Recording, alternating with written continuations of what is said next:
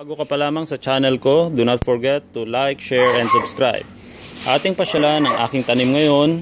Yan, kamatis. Tanim ko yan nung panahon pa ng quarantine. Nag-umpisa ng March. Malapit na siyang mamunga. Pati itong kalabasa, gumapang na siya hanggang doon.